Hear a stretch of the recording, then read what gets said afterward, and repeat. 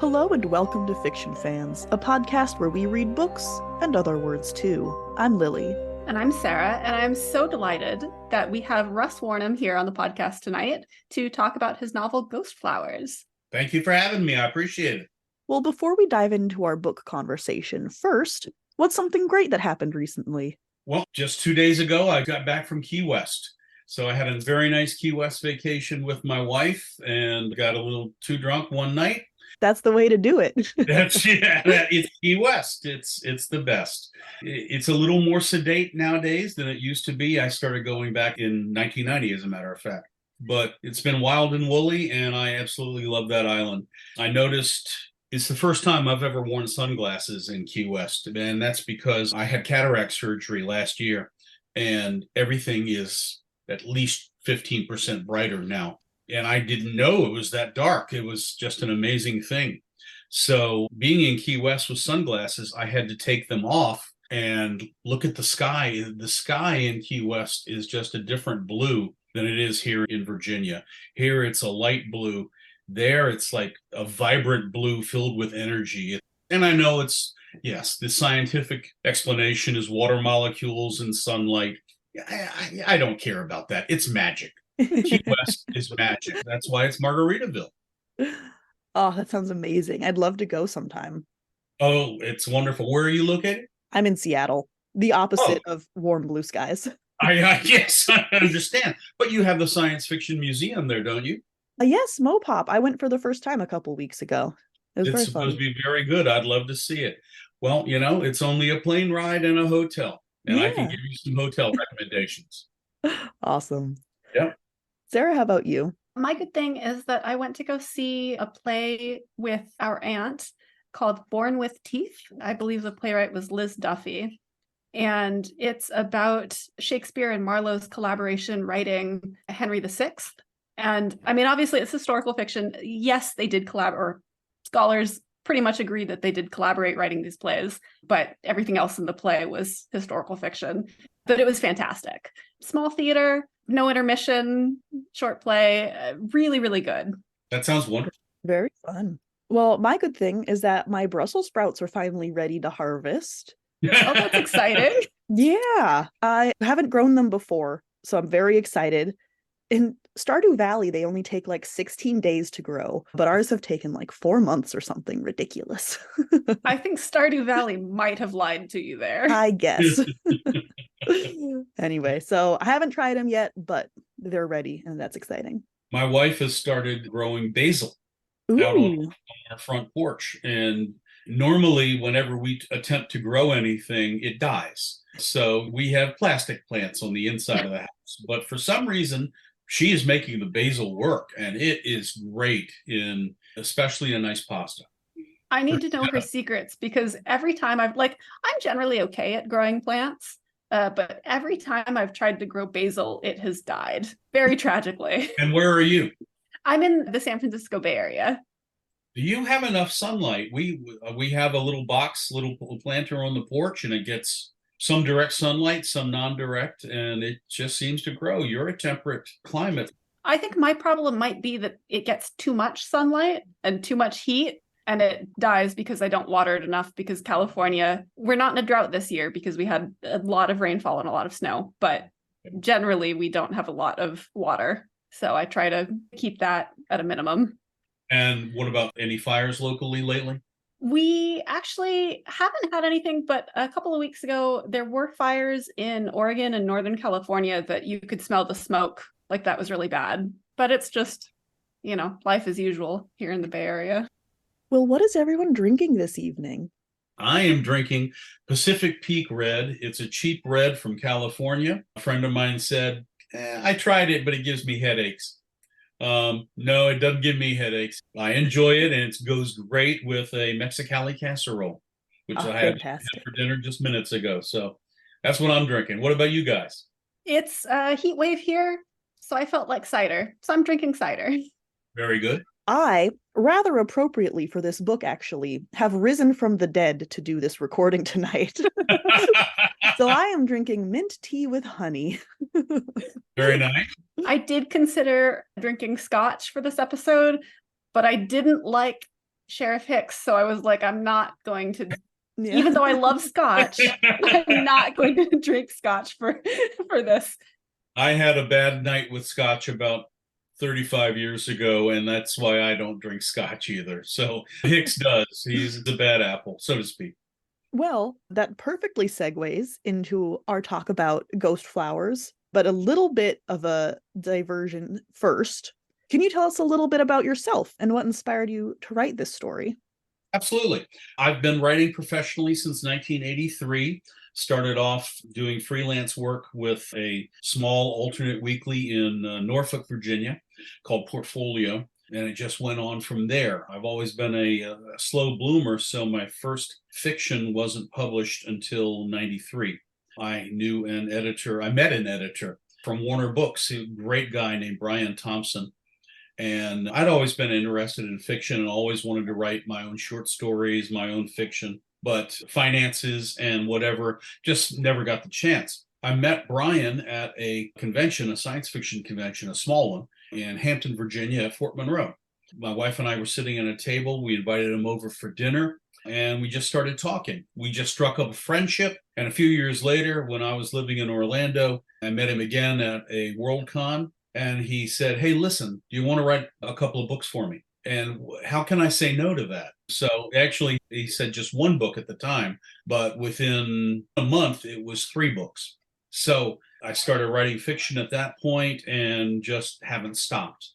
That was Dungeons and Dragons. He asked me to write for. He was the head editor for Dungeons and Dragons, Wizards of the Coast at that time. And since then, I've written my own stuff. And then in 96, I had a novella published in fantasy and science fiction that was nominated on the long list, not on the short list, for the Horror Writers Association for Best Novella in that year. That was great. That was Puppy Loveland. That made me feel really good.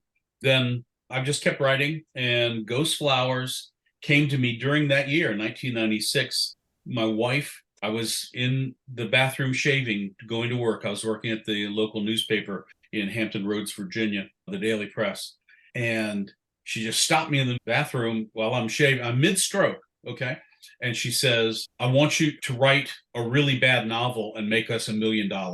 And I started laughing. Yeah, sure, that could happen. But I started laughing because I'm a realist. She goes, "Write The Vampires of Madison County." In 96, Madison County was like the #1 hardback bestseller for a year and a half. Nobody could believe how important that was. And it was a story about love, very rare love, older people falling in love, and then just being together for one night and never seeing each other again, but knowing that they have met the love of their life. And I just finished shaving, and in the 5 minutes that it takes me to shave and wash my face off, I knew the characters intimately. I knew one of their names, not the other one. I knew where it happened. I knew what happened. And I knew that one of them had to die. And that was it. I had the beginnings of the novel. This was at the time in 96 when a writer could, if they had an agent, could write an outline, a synopsis, and 3 sample chapters and possibly sell the book. So that's exactly what I did. And then my agent left her agency and I had no one to represent me. I got involved with work. Real life took over. I left that idea on the shelf from 96 until 2013. And in 2013, I said, now's the time to write it. I'm not getting any younger. I'm going to do it. It took about a year and a half for me to write it, but I got a new agent and it was bought by Journal Stone Publishing and was published in July of 2022. That's fantastic. What a story behind the story. I definitely have some follow-up questions about that. But before we go into specifics about Ghostflowers, you mentioned that you had written for like D&D. How is the experience different writing, like, for example, a Spelljammer book versus writing a horror novel? Does your approach change at all? Are there differences? Yeah, there are tons of differences. In this case, all 3 books for Dungeons and Dragons were works for hire. What that means is they tell you what they want, you give it to them. In the case of Spelljammer, which was the 6th book and the last book in the Spelljammer series, the gentleman who was going to write it was, I believe, the writer of the first book. but he was getting married and he was converting to Judaism and he had to go through Judaism lessons. So the editor, Brian Thompson, asked me to write it. Okay, great. That's fine. So they sent me the first two books. They sent me the outline chapter by chapter for the book that they needed me to follow. But beyond that chapter, I could do anything I wanted. I could add characters, I could kill people off, whatever, just as long as it didn't deviate from that outline. As opposed to Ghostflowers, I had free reign in my head to do whatever I wanted and took advantage of it. For instance, the main character's name started out as Cassandra. And when I got her idea, the internet was just born. Basically, it was 96. Later on in the early 2000s, around 2006, 2007, I realized Cassandra was a trite name. It was used in some vampire series that isn't really popular now, but was popular around 2006. And I even think they made a movie or a short TV show about it. So I made Cassandra her middle name, and I just started wondering, well, what is her name? She's going to be a being of darkness, but she embodies the light of summer. And I realized, oh, her name is Summer. Okay. So huge differences. I had to follow that outline for Spelljammer. Now, with the other two books, they were basically Dungeons and Dragons choose your own adventures.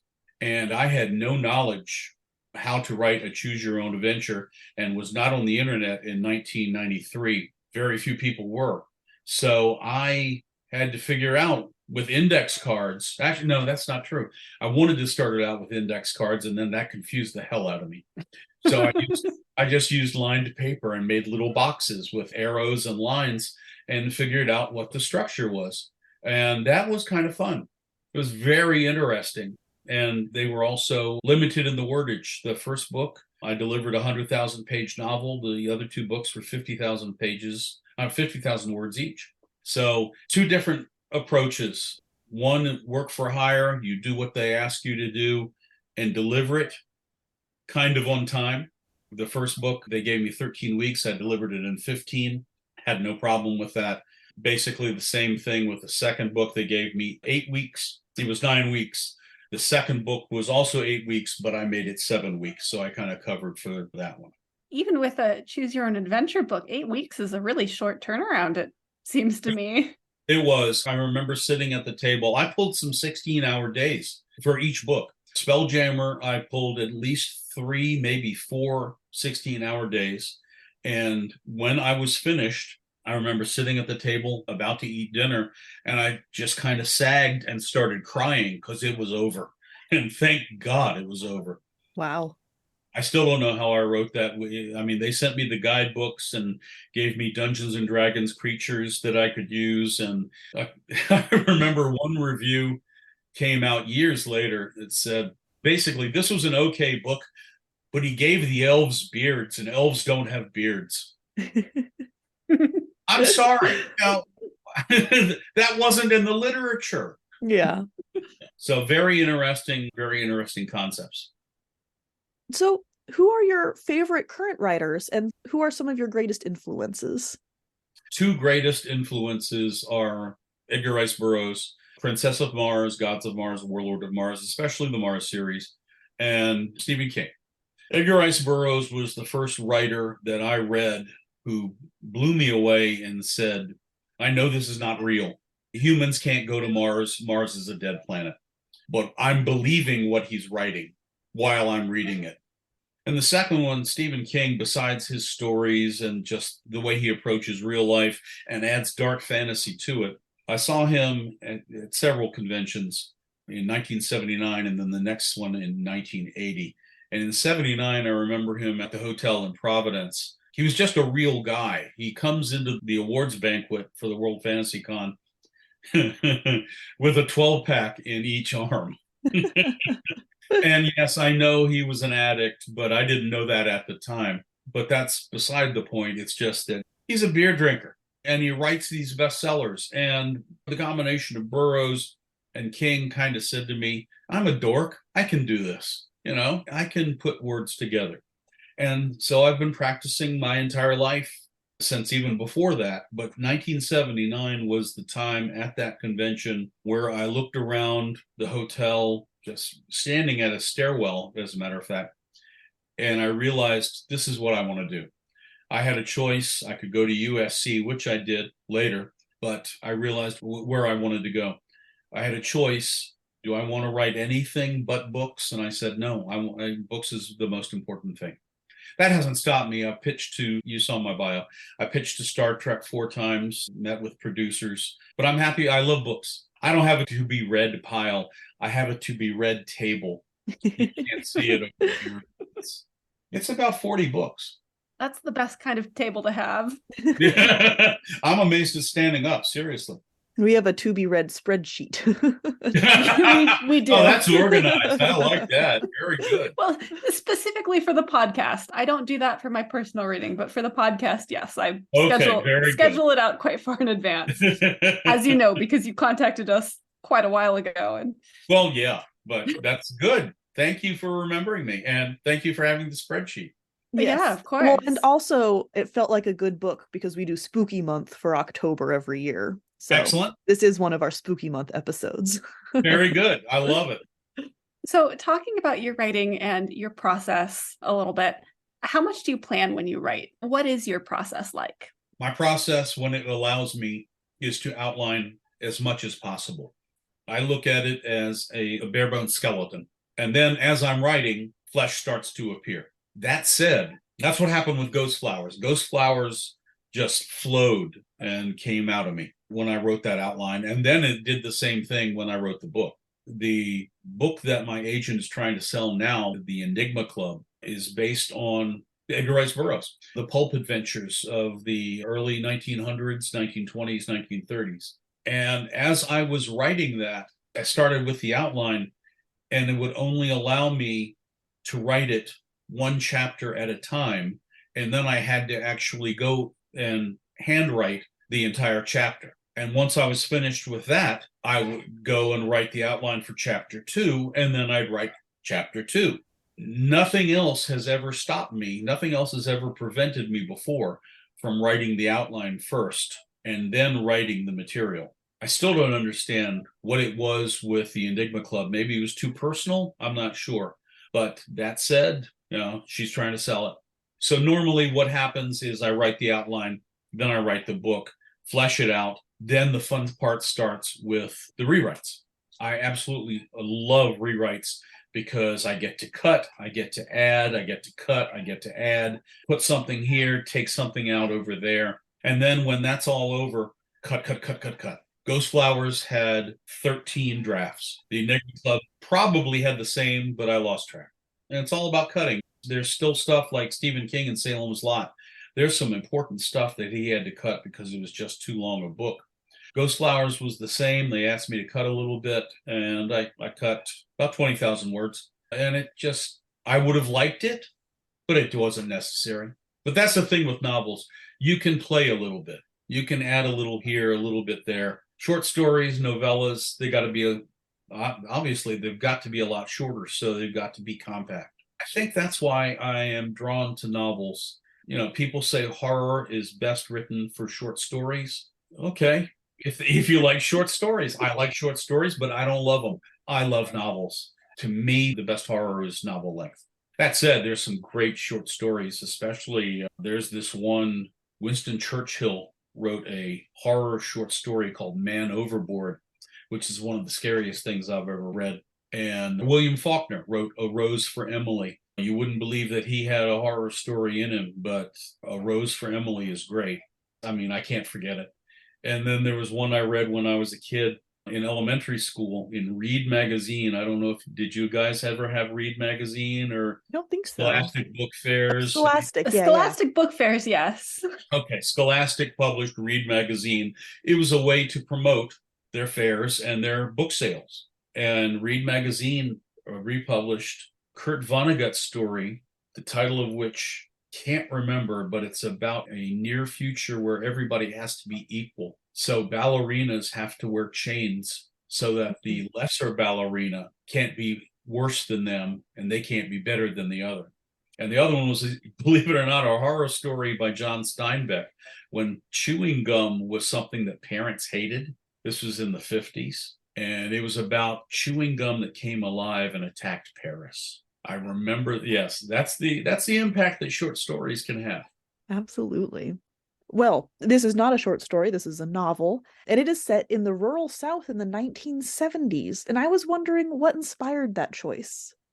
Came to me when my wife gave me the idea, and I never deviated from it. I just wondered what year in the early 70s it was. I knew it wasn't as close to us as 1976, and it definitely wasn't 1970. Sooner or later, it just hit me that it was 1971. So at that point, I had to do a lot of research because, I mean, I lived through it, but I didn't remember all the music. I didn't remember everything. I remember what my hometown was like. So her hometown is an amalgam of my hometown, which is Hampton, Virginia. And the place that I had just left working was working at the newspaper in Caroline County here in Virginia, a very rural county. But I imagined her county as in the western part of Virginia, close to somewhere between Roanoke and Richmond, an imaginary county where it was a little rural and a little suburban. Definitely not urban at all, but a little suburban and a little less population than my hometown, which my hometown at the time was about 120,000 people. So probably about 60,000, make it half, somewhere around there. And I just put in the stores that I remember, the streets that I remember, the drive-in theaters, the drive-in restaurants that I remember. I put those in there and tried to make it as real as possible. And you sure did. There were some amazing specifics in there about what struck me specifically, the drive-in theaters and the drive-in diner. How did you use those details to sort of set the scene for your readers? Harlan Ellison, in the early 80s, I was at a conference called the International Conference on the Fantastic and the Arts. And he was a writing teacher there for the writing workshop. And I was a member. And he talked a lot about verisimilitude. And I've never forgotten that because to me, to make horror, to make dark fantasy believable, you have to make it as real as possible. And sometimes you have to take people on steps. He wrote a story called Croatoan, which is about very early 70s, before Roe versus Wade, when abortions were illegal. So it's about this guy in LA whose girlfriend had an abortion. She's now regretting it, and she demands that he go down into the sewers to find their baby. And the verisimilitude, the making it believable from one step to another, he went step by step in how he did that. Going from the house to the street, going from the street to the sewer, taking the sewer cover off and looking down to see what it's like, what the smell is. Then the guy goes down. And that's how you not only build suspense, but you build reality. So I realized that if I'm going to write Ghostflowers, I have to make it as real as possible. And sometimes you have to take people on steps. And there's a point where one of the main characters dies in the bathroom. And I realized this is a point where I have to make it step by step. Sitting on the tub, feeling her heart stopping, dropping to the floor, falling over, feeling the carpet on her eye. You just try your best to make it as real as possible. So you use music a lot in this book. Absolutely. To kind of set the scene. There are a lot of references to musicians and songs. Can you talk a little bit about how the music relates to the story as a whole?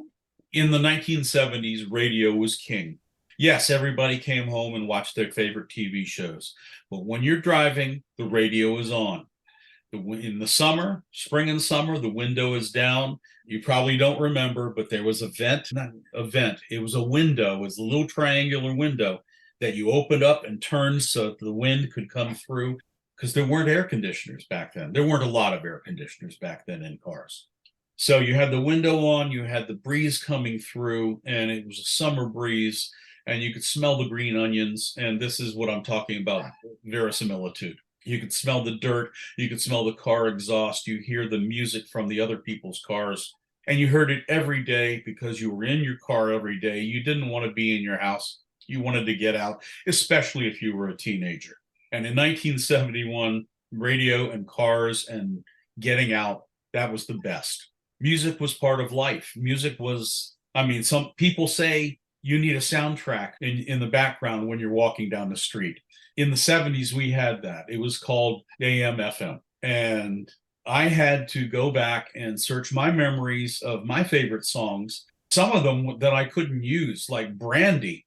Brandy is a thematic song, and I have had the idea for 30 years, and this is part of what went into Ghostflowers. I had the idea for at least 30 years of using Brandy, and she's waiting for a vampire to come back into her life, and he's never coming back. And that kind of tied in when I got the idea for Ghostflowers. Brandy was recorded and released a year later after Ghostflowers, so I couldn't use it. I know, but that's all right. I put a playlist on YouTube, and I said, this is thematic. It doesn't belong at 1971, but this was important to Ghostflowers. So, Oh, I found that playlist. It was very fun. I couldn't listen to it while I was reading because listening to words while I read just like messes me up. But I've had it on last couple of days. It's nice. okay, well, excellent. Thank you. Listening to that playlist, you notice it is almost chronological from the beginning of the book to the end of the book. And there were some songs in there that I was finding during my research going, oh my God, I remember hearing this on the radio. She would have heard this and she would have liked it. And at the same time, there were songs that I hated that she loved. I never liked Janis Joplin, but she loved Janis Joplin. So I put her in not only in the playlist, but I mentioned her several times in the book. I listened to AM, FM at the time and didn't remember those. So I had to do a lot of research. And that seriously, that was probably the most fun research that I had. Is there any overlap between the songs that you enjoyed and the songs that Summer enjoys? Absolutely. Absolutely. I let her like the blues more than she should have. A 20-year-old girl in 1971 probably wasn't listening to a lot of the blues, but she heard a couple of songs that she liked, like Dark End of the Street by James Carr. And I didn't even know that existed back then. I was all pure rock and roll. But she was smarter than me. She read Cream. She read Rolling Stone. Rolling Stone back in 1971 was a tabloid. It was a folded up tabloid like a newspaper, but, folded over twice so that you opened it up and it was a larger size. She read that. She read Cream, and she kept up with it. And I put a little irony in there, too, when she was thinking about leaving with Michelle to go to New York City. She mentions a club, the name of which I can't remember. Oh, the Fillmore East. It closed a week before the book happens. Oh, But that's only for readers to know. She would have figured it out once she got there. yeah. I love that kind of very tiny detail that doesn't have any impact on the story, but if you know, you know. Peter Straub was like that. He would write notebook after notebook, from what I read, about the things that have gone on with his character's life. So basically, the novel that was produced was, forgive the cliche, but the tip of the iceberg. Everything else was under the surface. And I'm like that to a degree, not too much, but you're absolutely right. It's a little thing that gives flavor, even though you may not know it. So genre definitions vary wildly from person to person. Yes, they do. Would you tell our listeners what genres this novel is and why? Some people would call this a horror novel, and it has aspects of horror, but it's not body horror. It's not psychological horror. I look at this as dark fantasy.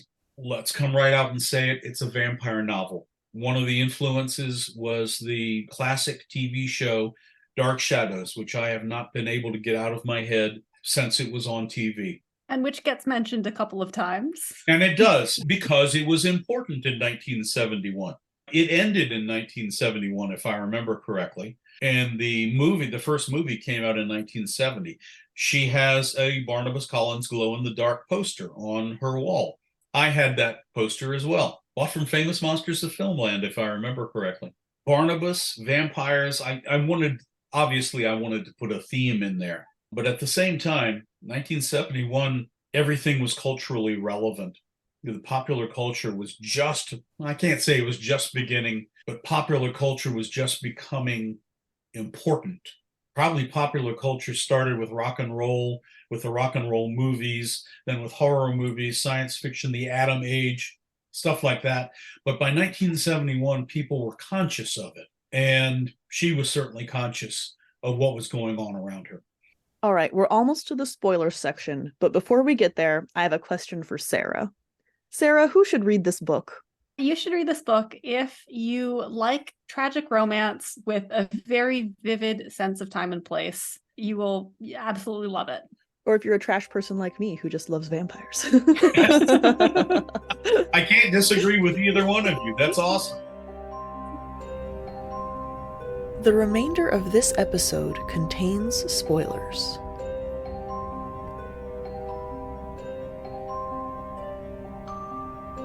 You mentioned earlier that Ghostflowers, you had like 13 drafts and that your drafts change, sometimes pretty drastically. Can you talk a little bit about how different the final product is from that first draft you had?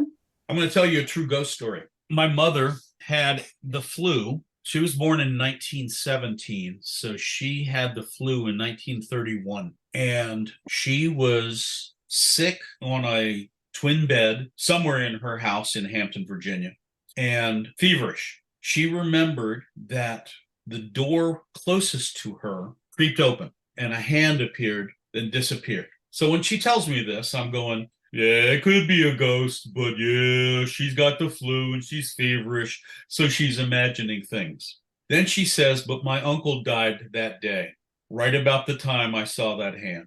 That has stuck with me. I've got a couple of ghost stories my parents told me. That was a chapter in the novel, but without the hand. I made her sick. Did you guys think, when reading it, there was anything weird about Summer's mother and the way that she had her Hummel figures laid out in patterns in the chest with the glass doors in the dining room? Did you pay attention to that? Well, I thought there were a lot of things weird about Summer's mother, but Well, yes. Yes. So I didn't notice that one, no. my mother loved crossword puzzles, and I'm not going to lie to you. Summer's mother was based on my mother. I love my mother, but she was not the nicest person. She's not like Carrie's mother. This is an exaggeration, okay? She's not talking about dirty pillows and wants to crucify Carrie on the wall, which, by the way, that's a lovely movie. I miss that movie. I miss movie making like that. 1976, that wasn't too far from Ghostflowers. My mother loved crossword puzzles. And at that time, Summer's mother is a little bit older, born a little bit earlier than my mother. In this chapter that I wrote, her father brought her the very first crossword puzzle book ever published. It basically created crossword puzzles. And this was like 1920. You've got to do the research and find out when crosswords were first invented. It's fascinating. This book came out with a pencil attached by a string to the book so you could do the crossword puzzles. And it was a bestseller. Summer's mother's father gave her that book while she was sick and she was doing crosswords. And that was one of the reasons why she has the Hummels laid out in straight fashion, and you can't disturb them. You can't disturb anything in her house because she's basically OCD. That term didn't really exist in 1971, so you have to show it instead of explain it. That entire chapter had to go. It was just one of those things that, yeah, it gave her mother a little more depth and explained her pathology, but it didn't really matter to the story. So does that answer your question? Absolutely. I was afraid I was just rambling and then I lost the thread, but okay. No. That was definitely an answer for what was something that changed between draft one and the final product. That answered the question. Well, yeah, that was the hardest thing. Seriously, that book was finished except for that little chapter. And I realized the book needs her. The book needs a little explanation. Why is she nuts? Why is she so rigid? And it has to do with crosswords. It has to do with going one way and going the other, and you can't go any other way. Then at the end, things had to be cut. And I realized that has to do with background, but it doesn't have to do with story. So it came out. Can you talk a little bit about how you used Duke and Hicks, the two law enforcement officers in this book, to highlight each other's differences? Well, I didn't realize I was, but so that makes that a very good question. Let's think about cops for a minute. There are good cops and there are bad cops. Duke is, if he isn't a good cop, he's a neutral cop. He's never bad. Hicks, on the other hand, does what he wants. He's the sheriff. He is in charge. And I don't know how other writers think about names, but Hicks is a great name for a redneck sheriff. Duke, on the other hand, I wanted something Southern. I wanted something relatable. And his last name is the last name of a former brother-in-law who I like immeasurably. And Duke just came to me, and it was Duke Caldwell. And counterpoint, yes, during the later portions of the book, they are definitely counterpoints. Hicks wants to do what he wants and will do what he wants. Duke tries to talk him out of it and suffers for it. So, yeah, the sheriff has the power. He's got the guns. He can do whatever he wants. And Duke suffers. That said, I love Duke. And this I stole from the real Caldwell, who was my brother-in-law. He told me once he could eat a hamburger a day and be happy. And, yeah. And I used that line. Duke said if he had a hamburger a day, he'd be a happy camper. And, there are people like that. I love Duke. I mean, I felt really bad for him because it can't have been easy working for a man like Sheriff Hicks. I really got the sense he was just trying his best. Yeah. Exactly. And you're doing your job. You're a deputy. And Hicks didn't really bother Duke all that much in day to day. But when this happens, or when he gets obsessed about something, and I'm sure there were other incidents in their past where Hicks would get obsessed about something. Yes, Hicks was a force of nature. That's for sure. Another force of nature, although not necessarily in the beginning, but because of how things turn out for him, is Ben. And I loved Ben. Ben was fantastic. But he does kind of drop off after that very climactic shootout. What happens to Ben afterwards? Is Ben okay? Ben is wonderful. Oh, good. Thank you. Yes. I have been asked, my wife, my sister-in-law, they want me to write sequels. It's been a year. I'm waiting to see what sales are like. If it is justified, I will write sequels. But that said, Summer talks to me. She tells me what's going on in her life. I know what she's doing 2 years after the events of Ghostflowers. Ben, I know immediately what happened to him, and I know what's going on. That's how much I love Ben. Ben stays in Stonebridge for a little while, but he meets a woman. What he doesn't know is she is an agent of Michelle's enemies, Helena Knightsbridge. Yeah, she's an enemy. She knows something is up with Ben. She realizes he's now a vampire. But son of a bitch, she falls in love with him just like he falls in love with her. And so she has to turn against her employer. That is a potential sequel. If there is a sequel with Summer, I have to somehow get them to where Summer is. And Michelle is, remember, my wife said, this is Madison County with vampires. It's a love that you only meet once. Well, I'm going to let them meet one more time. And they'll be together for a while after that. But it's going to be years because sometimes they ain't happy stories. That's just real life. Speaking of, you mentioned earlier you had always seen this book as having a sort of a bittersweet ending. Did you ever have a feeling like, well, maybe I could just nudge it one way or the other a little bit? Yes. With the sequels, yes. Because I really wanted to end this with them never seeing each other again. And then I realized never's a long time. Especially when you're a vampire. Exactly. Especially when one is, going through America, traveling. That's Summer, because that's what she's doing now after the events of the book.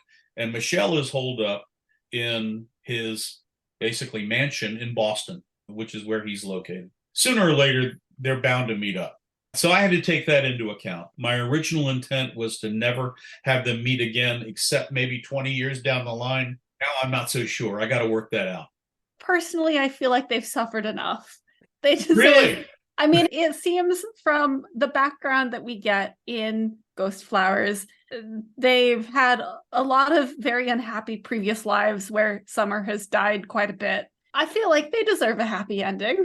Okay, I'll tell you a little secret. This is her 7th incarnation and his 6th. And they go back to the 1400s when, speaking of Shakespeare, as you guys did, a very important event happened in the 1400s, which inspired Shakespeare. At the same time, there was a famous vampire in Wallachia, which is a province of Transylvania, who may have visited Italy at the same time, and Summer's first incarnation was created.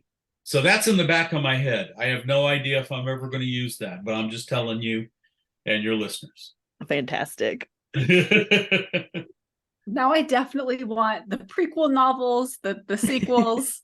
I want it all. That sounds wonderful, and I'll be glad to do that. Excellent.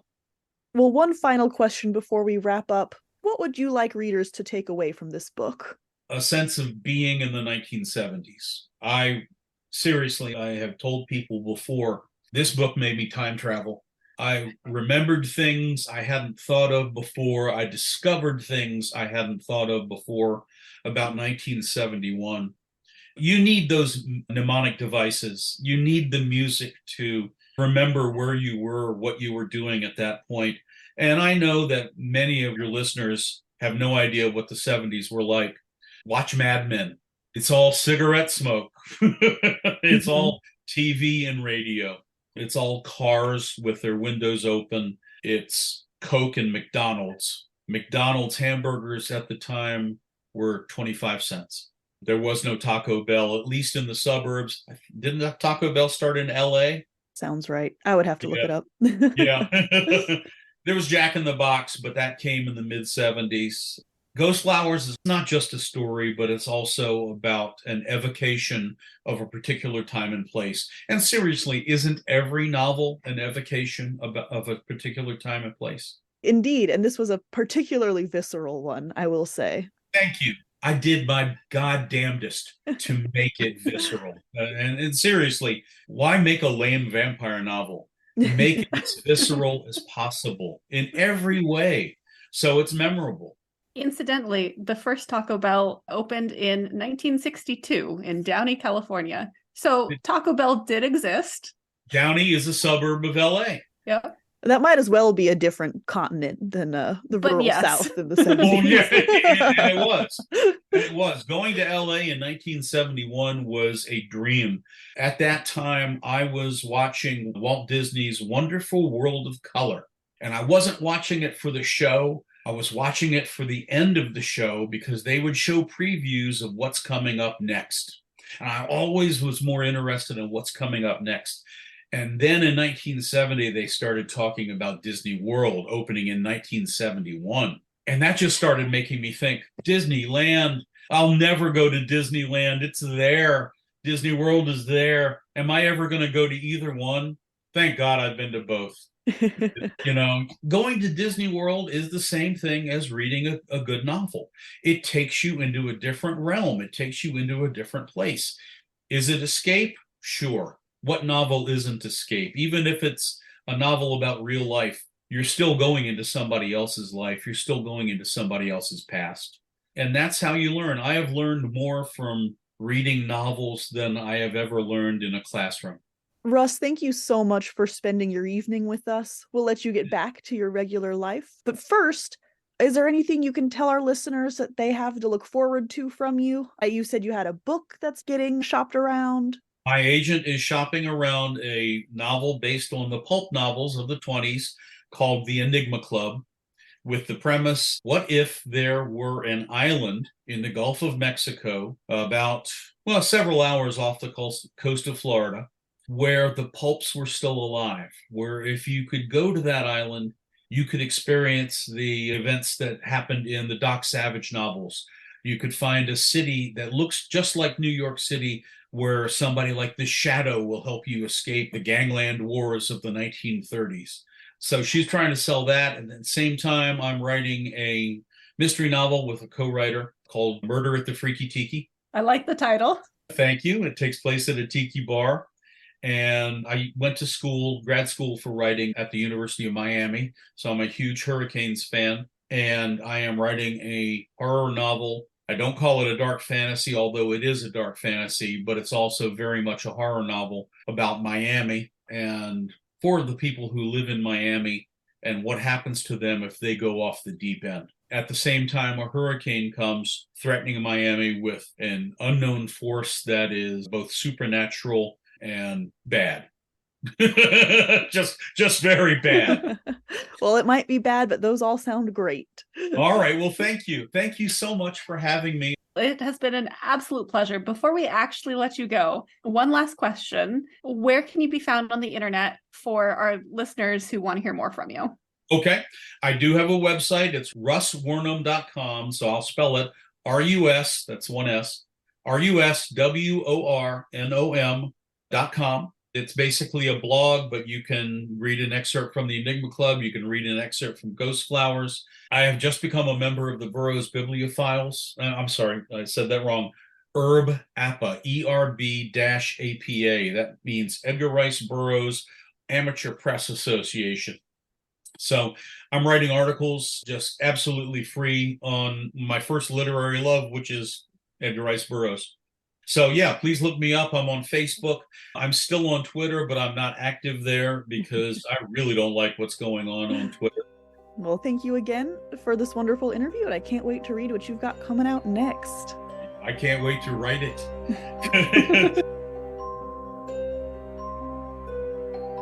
Thank you so much for listening to this episode of Fiction Fans. Come disagree with us. We are on Twitter, Instagram, and TikTok at FictionFansPod. You can also email us at fictionfanspod@gmail.com. If you enjoyed the episode, please rate and review on Spotify and Apple Podcasts, and follow us wherever your podcasts live. We also have a Patreon where you can support us and find our show notes and a lot of other nonsense. Thanks again for listening, and may your villains always be defeated. Bye!